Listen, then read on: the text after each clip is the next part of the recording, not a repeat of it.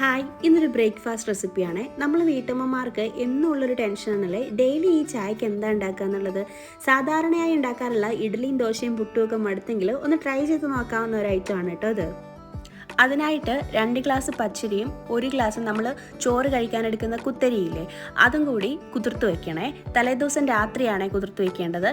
അതേപോലെ തന്നെ കുറച്ച് കടലയും കൂടി വെള്ളത്തിലിട്ട് വെക്കുന്നുണ്ട്. ഇത് രണ്ടും ഒരു ഏകദേശം 6 മണിക്കൂറോളം നമുക്ക് കുതിർന്ന് കിട്ടണം. പിറ്റേന്ന് രാവിലെ എണീറ്റ് അരി നന്നായി കഴുകി വൃത്തിയാക്കി വെള്ളം വാർന്നു പോകാനായിട്ട് വെക്കണം. ഒരു 10 മിനിറ്റെങ്കിലും വെള്ളം വാർന്നു പോകണേ. ആ സമയത്ത് കടല കഴുകി വൃത്തിയാക്കി കുക്കറിലേക്ക് ഇട്ടിട്ടുണ്ട്. അതിലേക്ക് ഉപ്പും മഞ്ഞളും ആവശ്യത്തിന് വെള്ളവും ചേർത്ത് വേവിക്കാനായിട്ട് വെക്കാം. ഇനി ഒരു പാനിലേക്ക് 2 ടീസ്പൂൺ മുളക് പൊടിയും 1 ടീസ്പൂൺ മല്ലിപ്പൊടിയും ഒന്ന് റോസ്റ്റ് ചെയ്തെടുക്കുന്നുണ്ട്. അതിലേക്ക് കുറച്ച് തേങ്ങയും കൂടി ചേർത്ത് ഇളക്കി തണുക്കാനായിട്ട് മാറ്റി വയ്ക്കാം.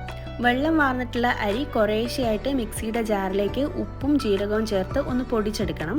അരിയെല്ലാം ഇതുപോലെ പൊടിച്ചെടുത്ത ശേഷം അതേ മിക്സിയുടെ ജാറിലേക്ക് തന്നെ അരമുറി തേങ്ങയും ജീരകവും കുറച്ച് വെള്ളവും കൂടി ചേർത്ത് നന്നായിട്ടൊന്ന് അരച്ചെടുത്തിട്ട് ഈ അരിയിലേക്ക് ചേർത്ത് നന്നായി കുഴച്ചെടുക്കാം.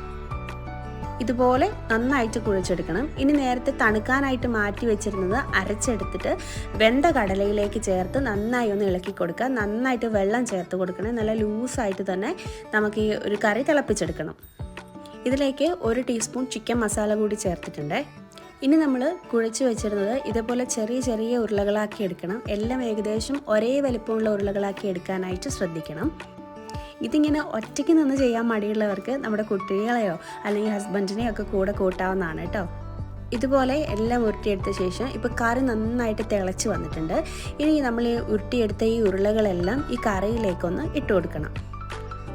എല്ലാം ചേർത്ത് നന്നായിട്ടൊന്ന് ഇളക്കുന്നുണ്ട്. ഇളക്കുമ്പം പ്രത്യേകം ശ്രദ്ധിക്കണം, ഇത് പൊട്ടിപ്പോവാണ്ട് ശ്രദ്ധിക്കണേ. അതുപോലെ തന്നെ ഇടയ്ക്കൊന്ന് ഇളക്കി കൊടുക്കാനും ശ്രദ്ധിക്കണം, അല്ലെങ്കിൽ അടിക്ക് പിടിക്കും. ഇപ്പോൾ ഇത് ആ ചാറെല്ലാം നന്നായിട്ട് കുറുകി വന്നിട്ടുണ്ട്. നമ്മൾ ആ ഉരുളകളെല്ലാം നന്നായിട്ട് വെന്തിട്ടുമുണ്ട്. ഇനി അതിലേക്ക് വെളിച്ചെണ്ണയിൽ കടുകും കറിവേപ്പിലയും കൂടെ വറുത്ത് ചേർത്ത് നന്നായി ഇളക്കി കഴിഞ്ഞാൽ ബ്രേക്ക്ഫാസ്റ്റ് റെഡിയായി. ഞങ്ങളുടെ നാട്ടിൽ ഇതിൻ്റെ പേര് പറയുന്നത് ഉണ്ടലിക്കം എന്നാണ് കേട്ടോ. ഇങ്ങനെ ഒരു പേര് കേട്ടിട്ടുള്ളവരും ഇത് കഴിച്ചിട്ടുള്ളവരും ഉണ്ടെങ്കിൽ ഒന്ന് കമൻറ്റ് ചെയ്യണേ. പേരെന്ത് തന്നെയാണെങ്കിലും ഇത് വളരെ ടേസ്റ്റി ആയിട്ടുള്ള ഒരു ബ്രേക്ക്ഫാസ്റ്റ് ആണ്. നമ്മൾ സാധാരണ കഴിക്കുന്ന ഒരു ബ്രേക്ക്ഫാസ്റ്റിൽ നിന്നും വ്യത്യസ്തവുമാണ്. അപ്പോൾ എല്ലാവരും ഒന്ന് ഉണ്ടാക്കി നോക്കണേ. എല്ലാവർക്കും ഇഷ്ടമാവുന്നുള്ളത് ഉറപ്പാണ്. അപ്പോൾ വീഡിയോ ഇഷ്ടപ്പെട്ടാൽ സബ്സ്ക്രൈബ് ചെയ്യാനും ലൈക്ക് ചെയ്യാനും മറക്കരുത്. പുതിയ വീഡിയോയുമായി നമുക്ക് വീണ്ടും കാണാം. ബൈ.